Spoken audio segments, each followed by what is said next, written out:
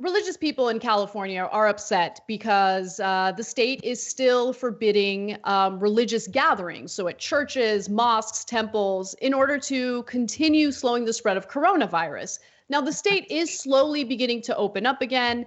And Gavin Newsom has said that in the coming weeks, people will be able to go back to churches. And what he's doing is drafting the guidelines for that. How can we do it safely?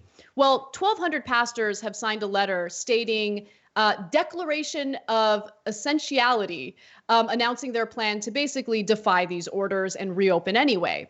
So Robert Tyler, who's representing a church in Lodi, says this letter was not sent for the purposes of asking for permission. We believe you are attempting to act in the best interests of the state, but the restrictions have gone too far and for too long. So fine, go ahead. I don't know what to do at this point. Like, you can't persuade people to be reasonable. I don't think you need to be in a church physically in order to practice your faith. I mean, isn't God supposed to be with you? Isn't it true that you can literally, pray in a janitor's closet and it's fine because God is with you, Jesus is with you? And it's a business thing. Stop pretending like this is really about your religion and just be honest about how, hey, you know what? My church is my business and I'm unable to make money right now. I'm struggling. 100%. I want to talk about that more in a second. But first, I really want people to know that as long as you're covered in Jesus' blood, it's really not an issue. Okay. Okay.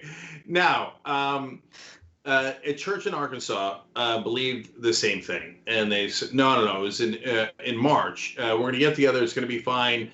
92 people went. 35 got coronavirus. 3 died. Because I don't know if God is real. I do know coronavirus is real, and it is highly contagious. And so we've told you a number of these stories. There's a pastor who went down to Louisiana from Virginia, and he said, Jesus walks with me, and as long as he does, no disease shall touch me. Wrong. Disease touched him. He's dead. So we wish that none of them had done that. We wish they were alive. And so, but they keep wanting to go back into the churches, despite what anybody says. My favorite story is probably, look, I don't want to say favorite, and they're all terrible, but there is a guy in Cameroon, a pastor in Cameroon, pretending that he could cure coronavirus. I'm sorry, he was pretending he could cure coronavirus. He's now dead from coronavirus.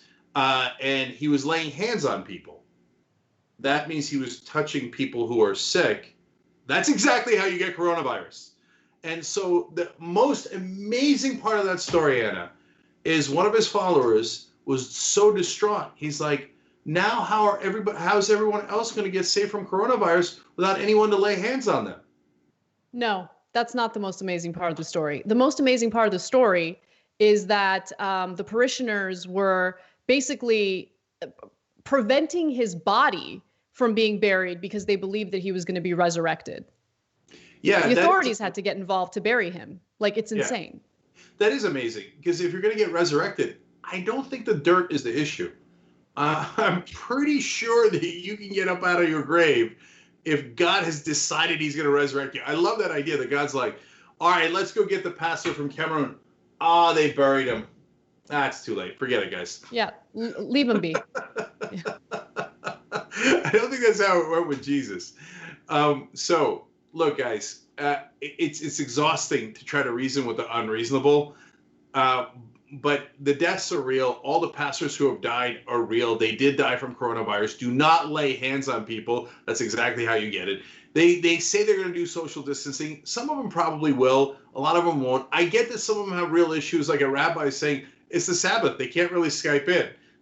It's kind of a fair point, but you could do it on another day.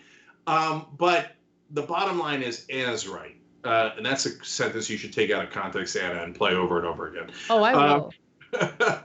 Which is that this isn't about God and praying. This is about tithing. That people give more money when they're in person and you pass the hat around.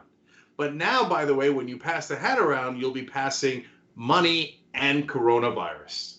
So just keep that in mind. Thanks for watching The Young Turks. We really appreciate it. Another way to show support is through YouTube memberships. You'll get to interact with us more. There's live chat emojis, badges. You've got emojis of me, Anna, John, JR. So those are super fun. But you also get playback of our exclusive member-only shows and specials right after they air. So all of that, all you gotta do is click that join button right underneath the video. Thank you.